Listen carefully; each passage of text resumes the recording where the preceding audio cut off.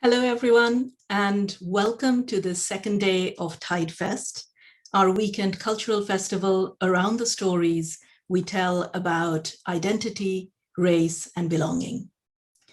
You may have already caught some of our earlier events with writers Nikesh Shukla, Kate Williams, Preeti Taneja, Sarah Howe, and Fred Degar, among others. I'm Nandini Das, Professor of Early Modern Literature and Culture at Oxford, and director of the ERC TIDE project at the University of Oxford. TIDE, which has shaped this cultural festival, is a 5-year interdisciplinary project that delves into the pre-empire story of race and identity, belonging and migration as it shaped England and England's place and Britain's place in the world in the 16th and 17th centuries. One of the most exciting parts of this project has been our work with our writers and artists, creative thinkers who have responded to our research in a myriad different imaginative ways. This year, we have been very, very fortunate to have Elif as our visiting writer. Elif Shafak is an award-winning British-Turkish novelist and human rights advocate. She writes in both Turkish and English and has published 18 books, 11 of which are novels. Her work has been translated into 54 languages. Her novel, 10 minutes, 38 seconds in this strange world, was shortlisted for the Booker and chosen as Blackwell's Book of the Year. Her previous novel, The 40 Rules of Love, was chosen by the BBC among 100 novels that shaped our world. Her latest novel, The Island of Missing Trees, is forthcoming in a few days at the end of this week. So it gives me great pleasure to welcome Elif now, whose presence within the TIDE research team as a friend, as a collaborator, despite the digital distance imposed by the pandemic, has been inspirational. Today, Elif and I will talk about her writing, her new novel, and the work she has done and will be doing with TIDE over this year. We will also be setting aside some of the time for your questions later on, so please store them up as we go along or type them into the Crowdcast Q&A section. Elif, welcome, and thank you for joining us today. Thank you, it's such a pleasure. Well, I want to start, Elif, by talking a little bit about belonging. So much of your work and your writing that I've been admiring for such a long time focuses repeatedly on identity, both in terms of personal identities and national identities and where people fit in and how people fit in with each other. So I'm curious where these topics and these interests come from. Have they always been topics that have interested you? Where were its seeds sown, to, if you'll allow me to borrow a metaphor from your current work? Nandini, thank you so much. First of all, it's such a privilege, to do this together. It's very inspiring for me. I really appreciate also the beginning question. It's a tough question, though, belonging or non-belonging. I think from an early age onwards, I found myself struggling with this concept. There were times when I thought I understood it better. There were times when I thought I couldn't grasp it as well. But it has always been a preoccupation, for me. Maybe because of my upbringing. I was born in France to Turkish parents. After a while, my parents got separated. My father stayed in France, remarried. My half-brothers are half French, half Turkish. But my mother brought me to Turkey because for her it was motherland. Whereas for me it was a new country to discover in a way. And thereafter I was raised by a traditional grandmother. And when I look at my own journeys, I lived in different cities, cultures, and I think I usually thought my only suitcase is my imagination. Stories gave me a sense of center, continuity. So the reason why I mention this is because I think storytelling and belonging are very, very connected, deeply related. In order to understand who we are, but also our own ancestors' stories and silences. We need to dig into that cultural heritage. I come from a country that has a very rich history, but that doesn't mean we have a strong memory. I think in Turkey, we are a society of collective amnesia. Our entire relationship with the past is full of ruptures, is broken. So it's a society of stories, but also very much silences. And I think as a writer, I'm very interested in those untold stories in the periphery rather than the center, and people whose voices are not usually heard in mainstream culture. That's wonderfully put, and it makes so much sense in terms of that displacement, but also understanding and uncovering of stories that you don't have an immediate reach into, perhaps once you're that displaced figure in some ways. But the stories kind of become both a bridge and a gap in those cases, isn't it? Absolutely. I mean, they do connect. They make you understand, feel, and it's not an intellectual connection. I think it's a very much emotional connection. We cannot understand people if we do not know their stories. And actually, the opposite is true in the sense that it becomes easier to generalize, to make generalizations about the other. The less we know about them, the less we are acquainted with their stories. But the more you know the stories, you can see the pluralism, the diversity of realities. And suddenly it's not as easy to generalize the other. So I think stories are incredibly powerful if we want to rehumanize people who have been dehumanized systematically. In that sense, I really think they are transformative. They change us. But maybe this feeling of being slightly an insider, outsider, or being a bit on the edge, a bit on the periphery, that doesn't disappear. And maybe that's a good thing for the artist, but it's also a very lonely position. I think that threshold, that in between them. I care about these concepts a lot. It's an interesting concept, isn't it, that in-betweenness, because it's both empowering, but also uncomfortable in a sense, that you're both at home everywhere, but not really at home where you're supposed to be.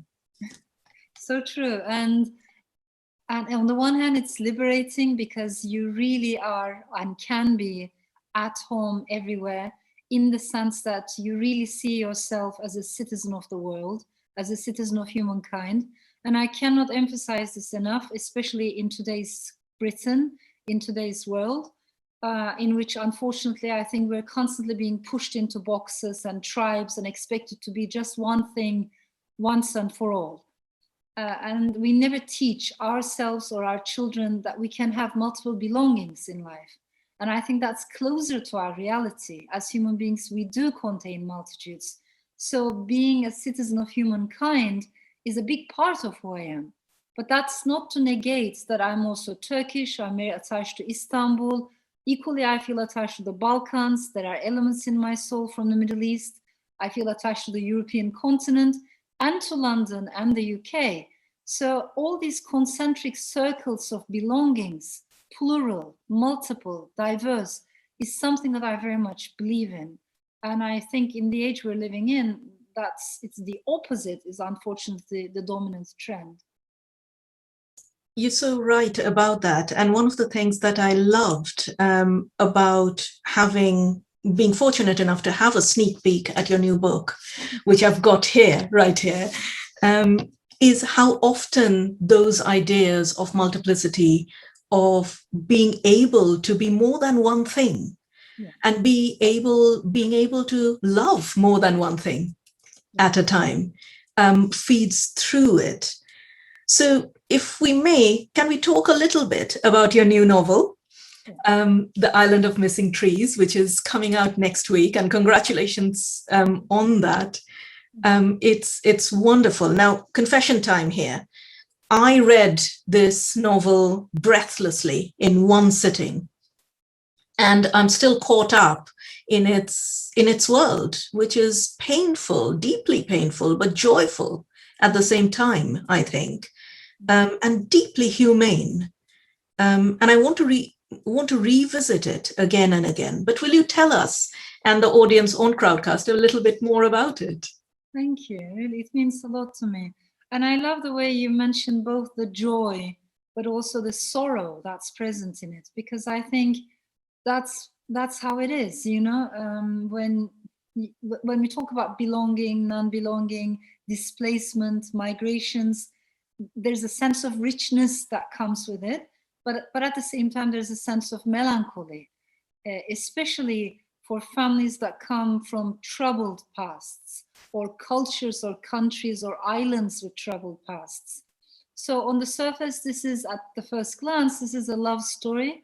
Maybe you can even say a forbidden love between Kostas, who is Greek Cypriot, and Daphne, who is Turkish Cypriot. But right away, the story starts with Ada, who is their daughter, who is, you know, a British English girl growing up in London. She has never been to Cyprus. And in a way, this dilemma, you know, that is present in so many immigrant families, when the previous generations, they want to spare the new generations all that, you know, the whole baggage. They want the youngsters to make a new beginning, a tabula rasa, you know, it's your story. Just don't worry about the past. I have met lots of immigrant families in which the older generations, of course, they are the ones who have gone through all kinds of difficulties. The second generation are the ones who are busy adapting, so they really don't want to talk about the past that much. But it is the third generation, or the fourth sometimes, the youngest ones in the family, who are very keen to dig into the secrets of the past. And this idea of burial, unburial is a constant theme throughout the book. Maybe some of our listeners might be familiar with this practice. In many parts of the world, they bury fig trees, immigrant families, when the climate is very harsh, winters are harsh, and then you unbury the fig tree come next spring. But you can also take that as a metaphor. So in a nutshell, this is a book about intergenerational trauma, memory, the stories and silences within our families. It's the story of a divided island, but what it means to come from divided lands in general. But I think it's also the story of a tree, of a fig tree, and eco-consciousness and reconnecting with our nature. That's just so wonderful. And I want to pick up on a lot of these ideas as we talk about it. But before that, will you read a little bit from the novel for us, perhaps, just to give the audience a little bit of a flavor of its texture? Thank you. I'll read a very short excerpt. This is the section when the fig tree talks for the first time, revealing her identity. I am a ficus carica, known as the edible common fig, though I can assure you there's nothing common about me. I'm a proud member of the great mulberry family. Originating in Asia Minor, I can be found across a vast geography, from California to Portugal and Lebanon, from the shores of the Black Sea to the hills of Afghanistan and the valleys of India. Burying fig trees in trenches underground during the harshest winters and unearthing them in spring is a curious, if well-established tradition. Italians settled in sub-zero towns in America and Canada are familiar with it. So are Spaniards, Portuguese, Maltese, Greeks, Lebanese, Egyptians, Tunisians, Moroccans, Algerians, Israelis, Palestinians, Iranians, Kurds, Turks, Jordanians, Syrians, Sephardic Jews, and us, Cypriots. Maybe not the young so much these days, but the elderly are no stranger to the custom. First-generation immigrants are a species all their own. They wear a lot of beige, gray, or brown, colors that do not stand out, colors that whisper, never shout. There's a tendency to formality in their mannerisms, a wish to be treated with dignity. They move with a slight ungainliness, not quite at ease in their surroundings, both eternally grateful for the chances life has given them and scarred by what it has snatched away, always out of place, separated from others by some unspoken experience, like survivors of a car accident. First-generation immigrants talk to their trees all the time, When there are no other people nearby, that is, they confide in us, describing their dreams and aspirations, including those they have left behind, like wisps of wool caught on barbed wire during fence crossings. But for the most part, they simply enjoy our company, chatting to us as though to old, long-missed friends. They're caring and tender towards their plants, especially those they have brought along with them from lost motherlands. They know deep within that when you save a fig tree from a storm, it is someone's memory you are saving. Wow, that is just beautiful. I haven't planned this very well because it takes me a few seconds to recover from actually absorbing that beautiful passage. But I want to pick up on one particular thing which struck me immediately when I read that passage, and that goes back to that idea of perspectives, because the fig tree's perspective here is just such a powerful part of the book. And you pick up on these non-human perspectives off and on throughout the book. There's that wonderful moment, which I absolutely love later on, with a bee. And I'm not going to talk more about it. But it is another wonderful flash when suddenly we kind of step out of ourselves and look at the unfolding story through another pair of eyes. Absolutely. And I think what you said is so important for this book, to step out of our own identity or self or just perspective, at least for a little bit, just for a few hours, that is a very healthy thing. I think it brings humility. It is also good both for the mind, but also for the soul. And we rarely do that. But if I may also share this with you, the truth is I wanted to write about Cyprus for a very long time. However, I could never dare, because this is a difficult story to write about, and the wounds are still not healed, the wounds are still open. And so how do you approach this story? How do you manage to tell it without falling into this trap of tribalism, just clashing certainties and nationalisms? Until I found the fig tree, I could never dare to write this book. But then with the pandemic, like many people, I think I felt obliged to reconnect with nature. I've been reading about the environment for a while, for a long time now, but to dare to connect, that there was an urgency to it. And that gave me maybe a different angle. Of course, trees live longer than us. And in that regard, they're wiser than us. They have seen all our weaknesses and greed and everything as human beings that we are capable of doing to each other. So how would a tree tell the story of a civil war? How would, the darkest chapters in human history would be told through the eyes of animals or insects?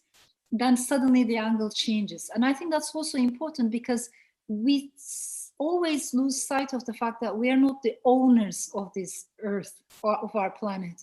We're not the center of the universe. We do not possess. And actually, when we destroy lives, we're also destroying those lives for the animals and the plants and the trees around us. So they also suffer actually from the darkest chapters of human history. And that gave me the entire shifting angles throughout this story. I think that comes through really powerfully, and particularly that idea of, to some extent, the arbitrariness of human political divisions that are inscribed on the natural world. There's that wonderful image of the green line, both on maps and on the land itself. And from my own perspective, as someone who has come from another partition, in the partition of Bengal, the partition of India, was a huge kind of human tragedy in multiple ways. It resonates very much, that idea that those boundaries, I think at one point in the book, the fig tree talks about how the grass and the vines and the insects don't really follow those boundaries, in a sense. So those subterranean connections really resonated with me, I think. Yeah, I'm so glad to hear this. And I also thought about different parts of the world, how they experience, partitions. And you're so right, because there is that trauma, but it's not a trauma that disappears immediately in one generation. It is through silences and stories, it continues. So I think one of the questions that the book is trying to ask, can you feel the sorrows of your ancestors, even if you don't know their stories in its entirety? Or is there such a thing as inherited pain, or something that's inherited, within the family? I'm interested, intrigued by these questions. But of course, I'm also very aware that whether it's, the partition between India, Pakistan, at the same time, but also imagine Ireland, so much of what's going on in many parts of the world. And then there's exhumations that maybe we can talk about. The whole need to bury the ground, to find the bones of the dead, of the missing, not in order to revive old animosities, but to give the dead and their families, of course, a sense of dignity, a dignified funeral. So this is going on across South America, in Iraq, in Bosnia, in Cyprus. There's a committee by UN called Committee on Missing Persons. And I find it very touching and very important what they're doing. Both Greek Cypriots and Turkish Cypriots are working together to find the bones of the missing. And they have very limited time left, because when the older generation dies, you have no way of knowing who is buried where, and most of these volunteers are women. And they believe in peace, they believe in coexistence. So there are very, moving stories that we can find if we are interested in these roots and ancestors and the tragedies that partitions have caused. I think that's really interesting also, because burial and unburial uncovering is so intrinsic to the way you think about the fig in the story, not in terms of burial as an ending, or revisiting of an ending, but also as a new beginning, as a kind of way of renewing. Yeah, of course, from the point of view of a tree, there's no such thing as burial being an end, because everything is connected under the ground, roots touch each other all the time, and everything, when it decomposes, turns into something else. So there's this cycle of life and death that is constant. It's just a matter of how we look at it, from which angle and which lifespan. Do we focus on a shorter time frame or a longer, bigger time frame? But what I like, I think, as a storyteller, is shift the perspective. How would a bee, a honeybee, tell the story? How would an older, tree tell the story? But also butterflies, fruit bats, all of these creatures. I think what I wanted to say is this island also belongs to them. This planet also belongs to them. We are not the owners of our lands. We keep fighting and we keep shedding blood for land, but we as human beings tend to think it's ours, whereas in fact it belongs to everything, all of us together. So it's just a matter of, again, trying to shift the perspective and think of the story from beyond the constraints of nationalism and tribalism. And that's important, isn't it? Because, thinking about our current public discourse, there is so much emphasis on finding neat single narratives of history around the world. It seems like in almost every country, there's a deep discomfort with this idea that you can have something that is complex and often self-contradictory. But that is what history is. Whereas we seem to be far more comfortable with the idea that history is kind of unifocal in a way. It has a very clean, neat line, yes, rather than strands weaving in and out. Indeed, but that's an illusion, it's not true. And of course, we also know, you and I, that most of history has been written as his story.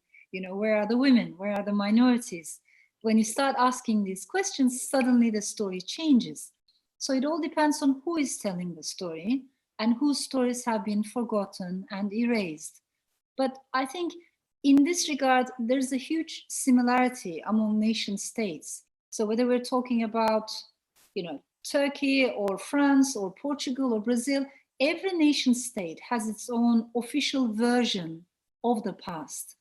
But where there is a big difference between a democracy and a non-democracy is that in a democracy, you can easily walk into a bookstore and you can find books, fiction or non-fiction, that question that official narrative and that say, wait a second, what about her story? What about my ancestors' stories? Or you can find journalistic pieces, investigative journalism that bring out those stories, as it is happening in Canada right now with, indigenous population and how their children have been buried in these boarding schools. I mean, the whole thing, the tragedy, who's going to tell that story? So a democracy relatively allows those voices to surface sooner or later, but it has to be encouraged. In a non-democracy, I think it's much harder. So that unique narrative is imposed top-down, and the authors who try to dig into history and remind people of the forgotten stories can be prosecuted, investigated. So I think we need more democracy. That's what I'm trying to say. And democracy means understanding diversity, appreciating diversity. There is no such thing as a singular history with a capital H. There are only forgotten stories. And I think it's a duty, it's our responsibility to remember them. I think that's such an interesting and important point. But also partly it's an issue of not just about democracy, but not being complacent about the potential of democracy, isn't it? It's so easy to assume that the presence of democracy will itself ensure that degree of freedom, that degree of multiplicity, but it doesn't do anything by itself. It has to be something that we actively fight for and co-create as a society. True. I so agree. And I think what I want to emphasize there when I use the word democracy is not only the ballot box, is not only regular elections. I mean, Turkey has elections. Turkey is not a democracy. Russia has elections. Russia is not a democracy. So I have a lot of respect for the ballot box, but in itself is not enough. You need freedom of speech. You need rule of law, separation of powers, the independence of academia. Why do we see in all authoritarian regimes, academic independence is lost, erased? Gender studies is being shut down. Academics who dare to question official history, they're just being sacked. So in addition to media diversity and women's rights, minority rights, I find the role of academic independence so important to sustain a proper democracy. And then we can write the stories, we can talk about the stories. And I think, as you pointed out earlier, this is an interesting moment in time when on both sides of the Atlantic, particularly the younger generations, are asking very important questions about identity, belonging, but also public monuments, what we're allowed to remember and what we're expected to forget. So these are healthy conversations. I understand sometimes, people get angry, offended, but we need to understand that we need to have these conversations in order to build a better and fairer society. And in your novel, of course, Ada, the young girl, is named after the island. Yes. So she is, in a way, both the island and that voice of the younger generation, the voice that comes out and is disconcerting in a way. It is. I mean, she's named after an island she has never, ever visited. So she's connected to, an abstract idea, but she's not been given any further information about that place by her parents, mainly because her parents did not want her to get upset or to learn, the complexity of her own family history. And there are many families like that. At the same time, I think Ada because she lives in this moment, the age of social media, digital technologies, already a very uncertain world of constant, speedy change. It's very anxiety, creating lots of angst.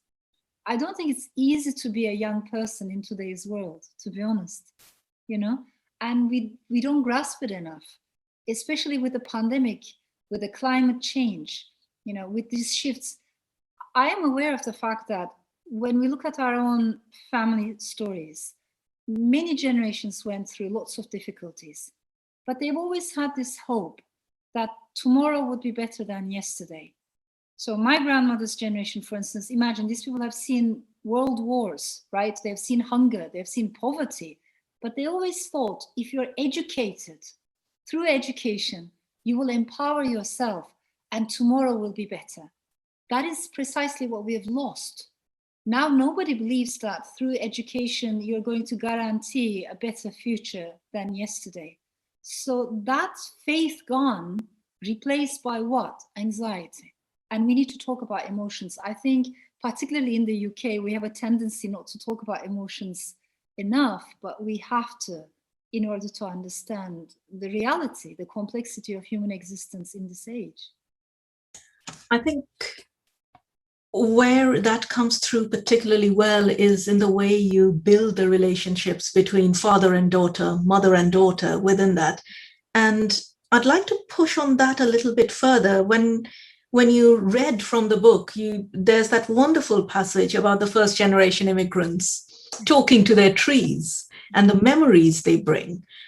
And that makes me think about generational differences in response to displacement in a way.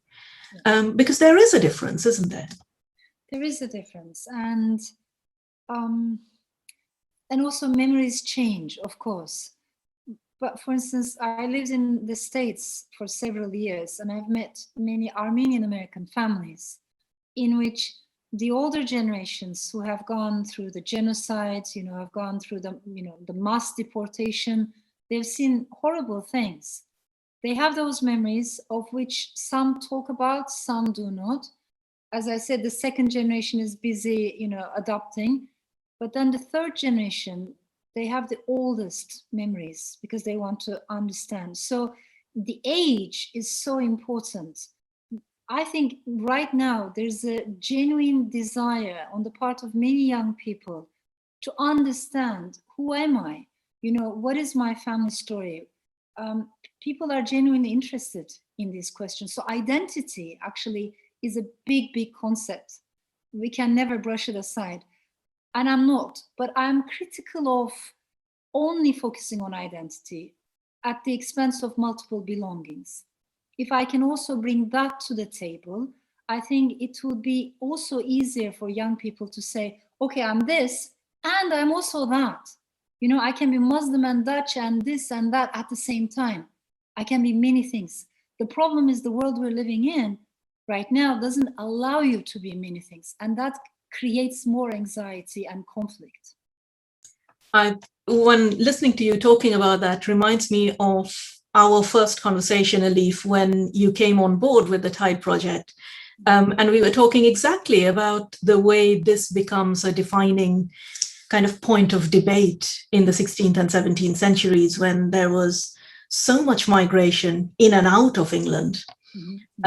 This consciousness and anxiety about whether an immigrant can be both this and that, or whether you have to choose. Can you be a third thing that is a combination of the two? That moment of dwelling in betweenness was extremely powerful, but also produced a lot of anxiety.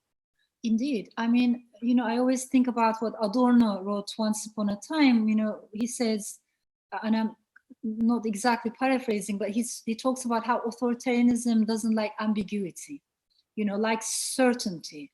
Or when we look at populist movements today, this is the first thing that they want to create, us versus them.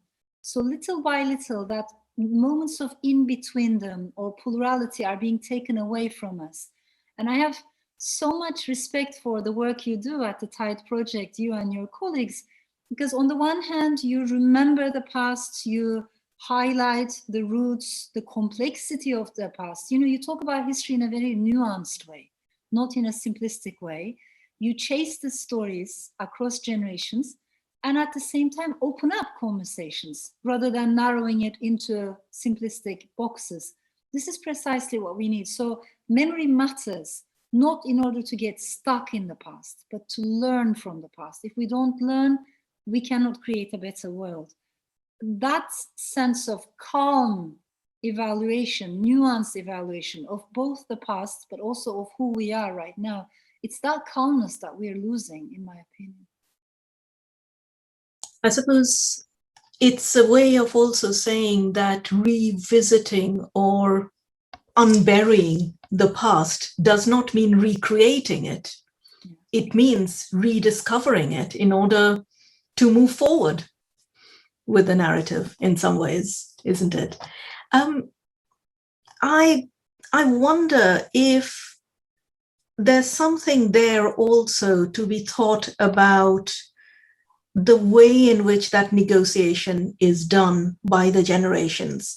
Do you think there's a difference in the way men and women, for instance, in your book, engage with that displacement and with that task of what one does with those memories? You know, this is such an interesting question. I wish there were studies. We had more, you know, extensive studies across cultures, because I think there's a gender difference there. Oftentimes, but I don't want to generalize too easily, but I've seen men finding it a bit more difficult to express both their emotions regarding the past, but also their memories. This is not a biological difference. This is the way, you know, the society expects gender roles to be performed, and we often internalize without being aware of it. Exactly, in terms of like social rituals, isn't it? Exactly. Which women are supposed to perform, and exactly. They have to perform in terms of everyday life. Exactly. Unfortunately, you know, we live in countries, cultures where men are not expected to cry, or men are not expected to show their hurt. Whereas as human beings, we all cry, we all have emotions, and emotions do not mean weakness. So we need to break that duality, which is also very unfair on men. And I think it's creating only just accumulated hurt, generation upon generation. The reason why I find this important is that I have seen in Turkey many fathers who are quite strict. Only in old age, they become very sweet grandparents, you know, grandfathers, and then they soften a little bit. And that's the only time when they start talking about the past. That's the only time when they start, you know, maybe hugging their children, showing their emotions, but not throughout those years of parenthood or fatherhood. So how come those strict authoritarian fathers evolve into sweet, nice grandfathers has always been interesting for me. But again, as I said, I think it's because of the culture not allowing people to express their emotions. We need to change all that. So in a nutshell, it really is important to be able to talk about the past. It's healthy, both for the individuals, but also for our communities and societies. One thing that struck me in your book is two moments, really, which seemed deeply familiar in some ways, of every day, those little minor bits of everyday smuggling. There's a male figure who at one point is the person who smuggles the fig tree into the country, into England in his suitcase.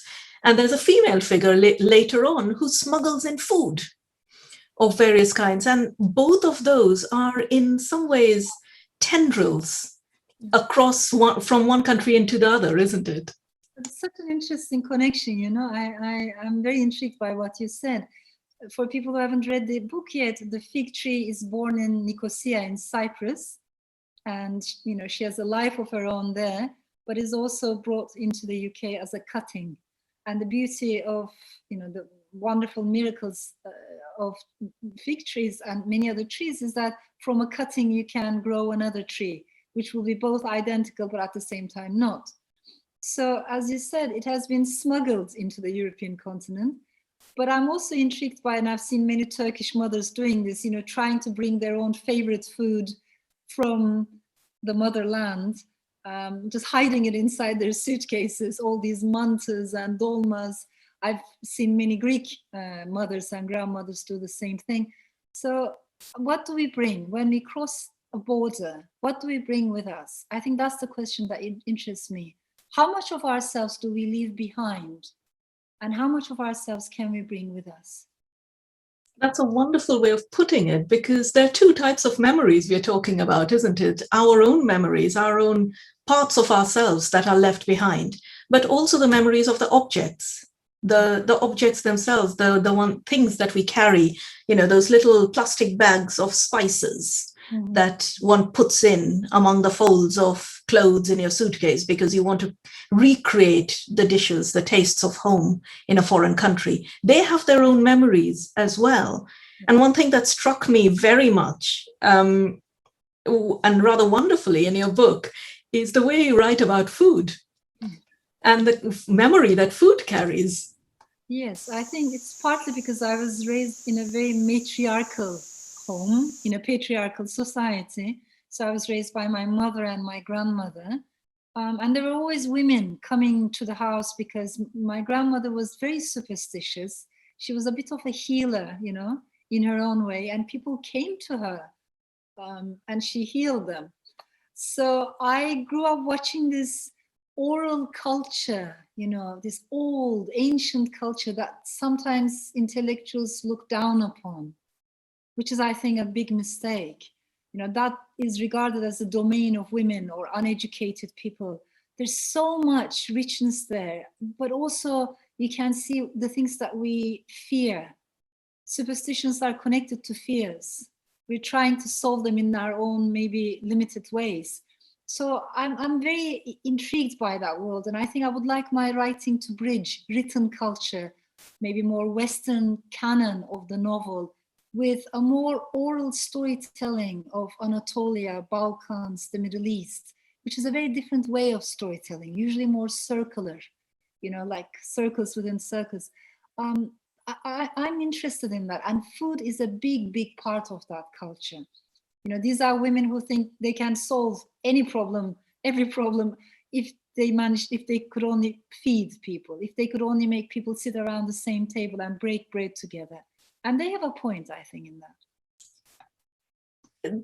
I love that. I love that idea of storytelling and how you segued into talking about food there, because, at least in Indian culture, for instance, each item, each family recipe has its own stories associated with it. Yeah. So you could almost write a family history, which is also a collection of recipes. Absolutely. And that's just fascinating. You could write cookbooks that are actually books of cultural history. And also, I think food shows us the meaninglessness of nationalism. Because food just goes beyond all those borders. In the Middle East, we have this baklava wars. Right? I was just going to say, do we want to open the baklava debate? Yeah. Debate, it's endless. Lebanese think it's our baklava, the Turks say no, it's our baklava, Syrians, Jordanians, the Greeks, you name it, but it's everyone's baklava. Come on. So there's a beauty in following the history of food that goes beyond nationalism. That's just such a lovely thing, and there's a lovely phrase you use in your book, culinary patriots. And their territoriality about recipes, for instance. But I wanted to move a little bit now, perhaps, to talk again about something you talked about at the beginning, about betweenness and duality or multiplicity of identities. Because that, again, as I said, is so resonant with the work that we've been doing and the life stories that we've been uncovering. There's a wonderful story that you use in kind of halfway through your novel, I think, which really resonated with me, which was the story about the birds and the fish. Yes. And I don't know if you wanted to talk a little bit about that. Would that be a spoiler, Elif? No, it won't be a spoiler. And I came across this actually in several texts in which, for the ancients, it was a dilemma. If you're not aware of migration patterns, where do the birds go when the weather gets cold? Where did they, how come they disappear? And how come they reappear when the weather is a bit warmer? So if you are not that aware of the of these networks of migration patterns, actually it's a big question. Today we take it for granted because we can even follow it digitally, you know, where birds go from one place to the next. So some of the philosophers or thinkers of antiquity, they came up with this idea that fish could perhaps, birds could turn into fish, and then fish could turn into birds, vice versa. But this idea of migration, because it's so central to me, I wanted to revive that old poetic story about how we change when we leave one place. When we go somewhere else, we become something else. We have to leave something, as I said, behind. Something in us dies, and you have to recreate yourself. I'm very interested in the philosophy and also the poetry of migrations.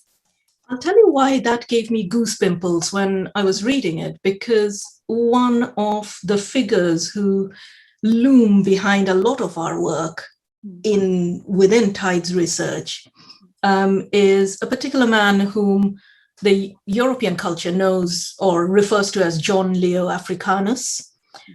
He was a 16th century North African scholar, Al-Hasan ibn Muhammad al-Wazan al-Fazi.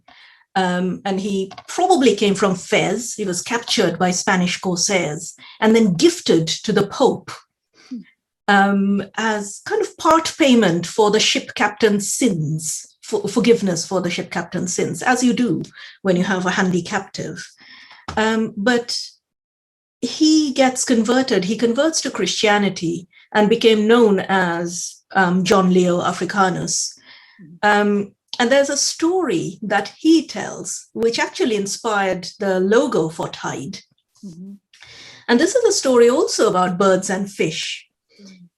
He talks about, this is in his description of Africa, he talks about the story of a most wily, a very clever bird who avoided paying taxes to the king of birds by living underwater like a fish.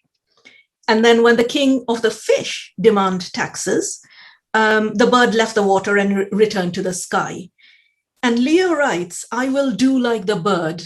When I hear the African's evil spoken of, I will affirm myself to be one of Granada. And when I perceive the nation of Granada to be discommended, then I will profess myself to be an African. In a sense, he's saying he will do what it takes to survive, but he's both. Yes, absolutely. And I found that really striking when we first started our research. So listening to or reading that story in your book really resonated with me in multiple ways, I think. I wondered if I could ask you to talk a little bit about, what you and I have talked a lot about Tides research and your own work, but from your perspective, what did you find most interesting about this kind of conversation that we've been having? You know, it really resonates with me, the subjects that you deal with, the questions that you're asking, not only in terms of these, multiplicity of identities, displacements, migrations, they're all very close to my heart, but also we don't have enough comparative research. You talk about, for instance, this wonderful, rich literature coming from India. There's another rich literature, let's say, coming from the Ottoman Empire, right? The Mughal Empire, etc. But we don't have enough studies that connect the dots. And particularly, you and I have talked about this several times. It has always been very eye-opening for me. There are people, whether they were merchants or slaves or travelers, women, especially the stories of women are lost, who have moved across continents at a time when it was really, really difficult to travel. And yet they were moving, migrating. So if we could think about their stories, if we know more about them, I think it also changes our perception of East versus West, as if they are impermeable, boundaries, like two completely mutually exclusive boxes, because it wasn't like that. Ideas traveled, artists traveled, so many things constantly traveled. So it is those connections that you build that I find incredibly opening, but also path-breaking, not only within academia, but also outside the academia as well. You're changing a discourse, in my opinion. And also, I know we've always been really excited about this. when we're digging up those histories, they're quite often really interlinked or very closely interwoven with a sense of place occasionally. London, of course, in the period we are focusing on, is one of those places that is richly multilingual and multicultural in a way that we don't assume. But of course, the one place that you revisit time and again in your own writing is Istanbul, yes, which is equally multi-layered in so many different ways. And I wondered if you wanted to talk about what we gain from linking those places and lives together. You know, I honestly think there's a direct correlation between, for instance, the loss of democracy in a place and the loss of appreciation for diversity. This is what happened in Istanbul. When we talk about Istanbul, of course, there's no such thing as Istanbul. There are Istanbuls, plural, competing, clashing, coexisting. But again, the story changes depending on who is telling it. So if you tell the story of the Ottoman Empire through the eyes of a concubine, it's a very different story than through the eyes of the Sultan, right? But in our history books, there are rarely any individuals. The only individuals that exist are sultans and shaykhul islams, and that's it. I want to understand, you know, it's not ordinary individual, the micro histories. As a storyteller, it's very important to me. But also, it has so much impact on understanding who we are today. If history is created by so many different cultures, ethnicities, migrations, rather than a single, simple identity, you know, then I think people become more aware of the importance of inclusion in today's world. So how we interpret the past is incredibly important in terms of how we're going to build the future. And really, diversity matters. And it just breaks my heart. Imagine the word multiculturalism was once upon a time a positive word. No longer. Today it's just discarded. Same thing is, you know, with diversity. There's people think you won't be safe if you're not surrounded by sameness. That's nonsense. But also in today's world, in such an interconnected world, does it really make sense to try to erect walls and to assume that you can keep other people's problems away if you only lock your door? You know, we're living in a pandemic world. So isn't it healthier when we have so many global challenges, whether it's the climate, whether it's the possibility of another pandemic, isn't it healthier to realize that we're all interconnected as human beings? And that's exactly what you are doing at TIDE, you know, showing the connections. I think that's beautiful and it's mind-changing. And in your book, of course, you have that wonderful metaphor of the trees speaking to each other across a forest, even though they're rooted in one place. Yes, and it doesn't mean that they're static, actually. There are scientists that talk about the migration of trees, migration of forests.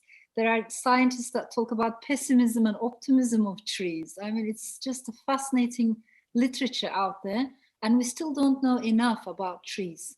But they're much more sentient than we recognize. You know, they're not just passive decor in the background, not at all.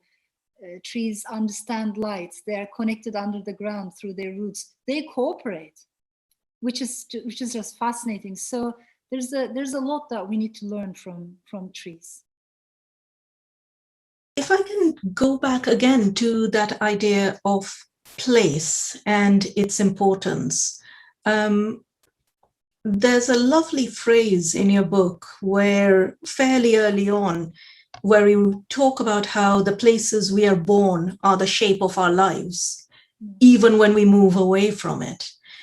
So I wanted you to perhaps tell us a little bit about the shapes that kind of frame your life, perhaps, and the shapes that frame the lives of the characters in your book at the moment.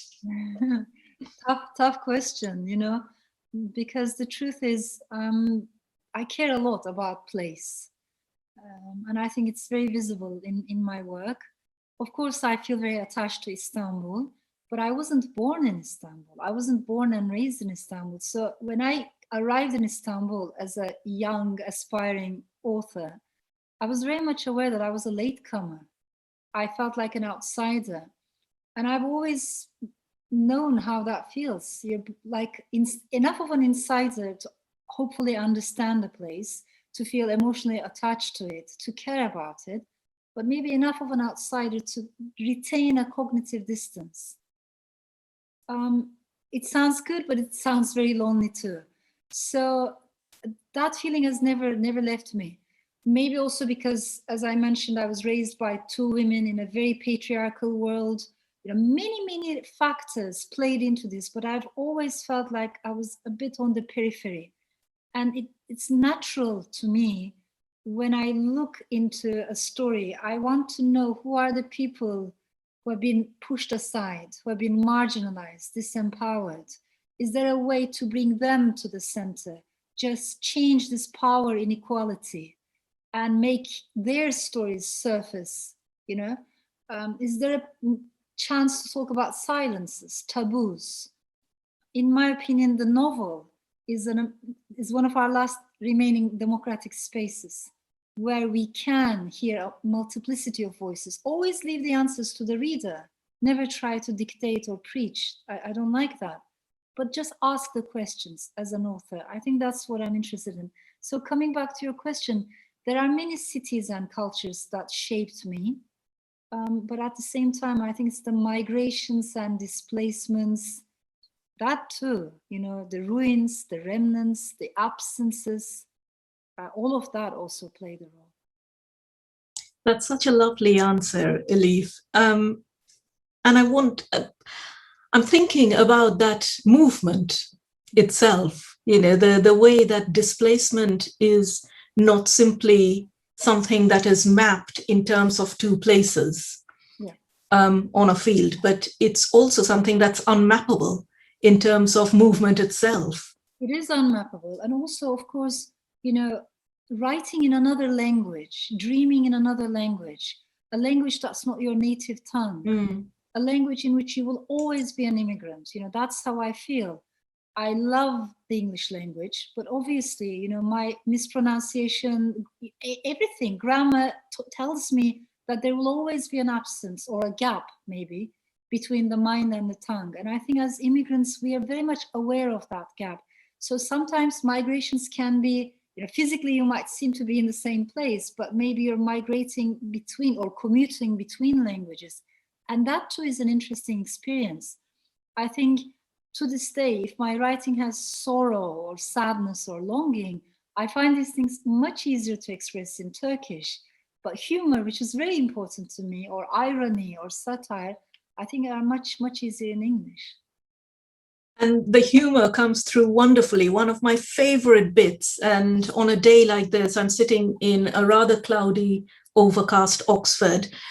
Your description of English skies like a buzzing bulb with low voltage really resonates with me. But going back to that topic of language, if we can talk a little bit more about that, because I was fascinated by what you were saying just now about the gap between Turkish and English.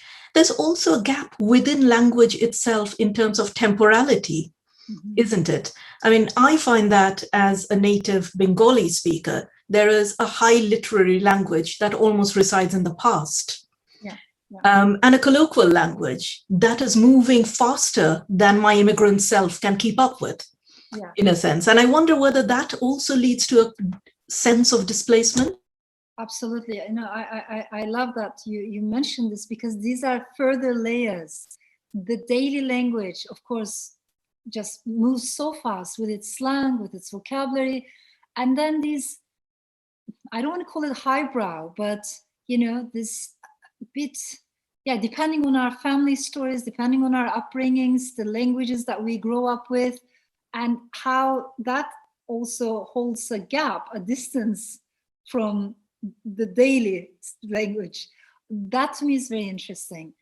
But I think that's another reason why I love literature so much, because in a work of fiction, you can bring together all these different voices through different characters. I love language. I love words. I never see it as an instrument or as something that you use and put aside. I think it's a space. We enter into that space, and it really, really shapes us. It shapes the way we think, we write, we express our emotions. You do that so wonderfully in the book, in the conversations that I absolutely adored between Ada and her aunt. Yes, the aunt is... Aunt with many proverbs. You know, people are asking, are these proverbs real? They're all real. I mean, readers will see there are lots of funny proverbs, but they're all real, yeah. And that kind of rings a bell too, in terms of, you know, those proverbs or those linguistic, you know, turns are the hardest to grasp, isn't it, in any language? Yeah, true. I mean, definitely. That requires to slow down. But let me say this. I really think we live in an age in which we have way too much information, less knowledge, and even less wisdom. And we need to change that ratio. We don't need this much information, but we definitely need more knowledge and hopefully more wisdom. And the reason I mention this is because we need to slow down. So language requires, you know, to understand all those proverbs and idioms, you know, the metaphors, the slang, the subtleties. For that, we need to pay attention, to really treat it with care and with love. That's such a lovely moment. We've got a little bit of time before we move to the questions from the audience, Elif. And I wanted to ask, this new book is just so wonderful and so rich. What are you looking forward to after this, either in terms of the work you're doing with us or more widely? What are the new horizons? What new islands await?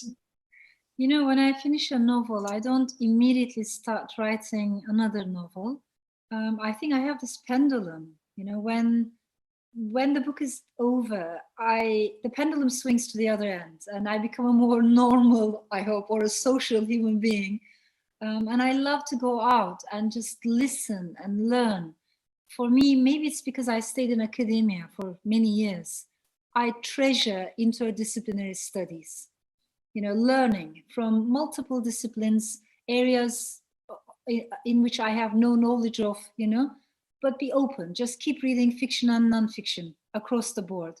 It really breaks my heart when sometimes people say, and it's usually male readers who do this, they say, you know, I don't read fiction. I read politics, I read history, I read philosophy. My wife reads fiction. That kind of compartmentalization really breaks my heart. Inside fiction, I think there is everything. You know, there is history, there is philosophy, there is psychology, and there's much more. But what I'm trying to say, I guess, is because your work by nature is so interdisciplinary, to me, it's very inspiring. I want to write a work of fiction based on all our conversations and readings that the Tide has kindly provided me. But also I see it as a long-term learning, not only just this moment, you know, because the questions that you're asking and researching are very dear to me. So I want to keep thinking and keep learning. That's just so wonderful. And I'm so excited to see what you produce out of the research that we've been doing, Elif. But I think what we'll do now is give people a moment to reflect and pose their questions on Crowdcast. And we'll take a short break before coming back for some questions. Would you be okay with answering some questions? Of course, with pleasure, of course. Hello, everyone, and welcome back. I've got some questions, Elif, for you. I'll start with the first one, which says, I really enjoyed your thoughts on interdisciplinarity and looking beyond conceptions of separation between East and West. Can I ask how you best see us overcoming these barriers? Thank you so much. Such a thoughtful question. I mean, I'm not saying that literature can change everything, but I really believe that stories can make a difference. It is through stories that we break this notion of numbers, you know, otherwise the other is always turned into numbers or abstract categories or sweeping generalizations. But when we talk about the stories, of both, people from all sides. What we do is we see both the complexity of human existence, but also the similarities. And then you realize actually the other is my brother, the other is my sister. I am the other. We're not that different. We have at the same time differences that can be celebrated too. So it gives you a wider angle. And I think my way is by, knowledge, learning, books, and stories. I hope art and literature can make a difference in challenging these boundaries. That's such a lovely answer, and an optimistic one, I think, because it encourages exactly that kind of narrative, communication, the communication through stories that bypasses in some ways, perhaps, the hard lines of political divides quite often, which are so rooted in a particular time. Indeed, and I think it's actually my pessimism that leads me in that direction, because I think there's a reason why in countries that are very divided, when you look at demagogues, especially these demagogues, there's a reason why they love to divide, and they thrive upon that. They benefit from that. This constant tension, so-called wars, antagonism, hostility, actually harms democracy, but benefits some people in power. So we need to be wiser than that. And I think we need to care about connections. We might have disagreements, but that doesn't make us each other's enemies. And I'm worried about those martial metaphors that are now seeping into our daily politics, daily language. Yeah. There's another question which says, I love that thought of objects having memory. The person posing the question is intrigued by your comment early on about names being passed down through families. Do you think there's a sense in which family names can contain destinies within themselves? Oh, interesting question. Maybe not destinies, but stories. And not only names, but also nicknames, surnames. I mean, in Turkey, we have children named Revolution, and then we have children named Evolution. You can't tell a lot about what changed, for instance, in a society. It's a small example. Or you have Kurdish children who cannot, who are not allowed to write their names in their own alphabet. So this is a big, big subject. I mean, there's a lot hidden inside even a single name, let alone the nicknames and the middle names, the surnames that we carry. I think you can discover stories through these seemingly small things. The same with objects. It looks very small on the surface, but when you hold it in your hands, when you try to find its stories and silences, actually it covers so much. So I'm very interested in these seemingly small things opening up bigger conversations. And sometimes the conversations that they open up, particularly naming, is so much more complex and goes against what we might assume to be the story, isn't it? I'm thinking of that whole tradition of naming slaves after their masters. Yeah. And so many families, so many generations who have carried certain names down to the present day. Those names might be at home within England or America or wherever it is, but actually carry a history that is fraught with displacement and pain. Absolutely, and erasing your individuality, your human dignity, the most basic human right. And as you said, it goes on and on for generations. But even in accents, pronunciations, as we are seeing in today's debate, how you pronounce certain words, with what kind of accent or dialect you speak, whether you speak proper English or an English that is not regarded as proper by some. So there are all these layers of discrimination or gaps in our societies that we need to talk about. I think we need to talk about inequality. Inequalities, whether it's racial, gender, regional, digital, it matters. Thank you, Elif. There is another question here. it says, Elif, your use of words, light colors that whisper, not shout, is beautiful. And it talks about, stories of migration that families themselves carry. But I think the second bit to it is related. I'm getting these, by the way, passed on to me through the chat, so they're rather fragmentary. The question that follows is, you seem to be so prolific in your ideas for topics and stories for your book. Do you ever find that you have to leave things out? And how hard is it to make that decision? Yes, actually. Of silence on your part, perhaps, as a writer? Well, is it silence? I don't know, but I'm intrigued by your question. Definitely, I think leaving things out is one of the most difficult parts, of the creative process. And Gabriel Garcia Marquez, he has this wonderful essay in which he talks about, writing is not only adding layer upon layer upon layer. Sometimes you need to erase or take out or destroy. So it's not a creative linear process all the way through. And especially with the last book, 10 minutes, 38 seconds in the Strange World, I experienced that in a very sharp way, in the sense that the character at the center of that novel is already dead or dying. We know that right away. So she has a very limited time, exactly 10 minutes and 38 seconds left in this world. What would she remember in that limited amount of time? I was very interested in the scientific studies that show the human mind can remain active even after the heart has stopped beating for a few more minutes. So the entire book takes place in that limited amount of time. And because of that, I had to leave out so many memories. What would she remember, the good things or the bad things?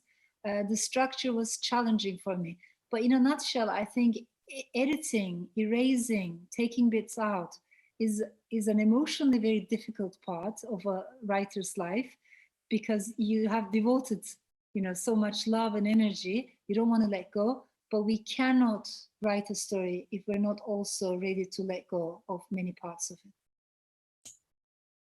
That brings me to another question, which is kind of related, because it is about choices, editorial or authorial choice, perhaps.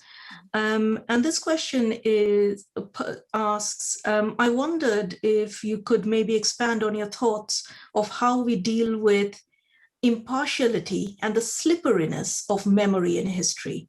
So what it's explaining in this question is that so much of what we investigate and study as historians is the written memory of one individual, perhaps a historical account written by one person. Quite often, they might have been written years after they have had an experience or traveled somewhere. But the memory itself isn't static. It changes and warps, whether due to time, distance, age, illness, or opinion. So one's memory of an event today will be different tomorrow. Mm-hmm. How do we negotiate this when we are recalling and using a historical individual's memory in our own work? Yes, I think it's a brilliant question. Of course, I'm not claiming that the work of a fiction writer is the same as the work of a historian, which is very different, meticulous research into archives, historical documents. But I think understanding that the narrative changes, as we said, depending on who is telling the story, is very crucial. There are different types of doing history. I mean, like Brodel, you can do longue durée, bigger scope, Mediterranean. That's a very different type of, historian that I respect a lot. But then there are people like Carlo Ginzburg, for instance, they do more micro histories. You can take the life of someone who has been put on trial by the Inquisition and dig into their testimonies. And that suddenly actually tells you so much about the era, its superstitions, it is dogmas, it is inequalities, hierarchies. Yes, it is the life of one person, but a disempowered person, a forgotten person, a marginalized person. So one doesn't necessarily substitute the other. It's when I put these together, the macro histories and the micro histories, then I think I get a better picture of the entire Mediterranean, for instance, in this case. That's what I like as a writer. So again, we have to read across the board. That's really wonderful, because while you were talking about it, it reminds me of the historian Natalie Zeman Davis, Exactly. who is foundational, I think, in the way she has picked out those lives from that wider overview and used a life, a single pair of eyes, as the perspective through which you can open up that world. Absolutely. Yes.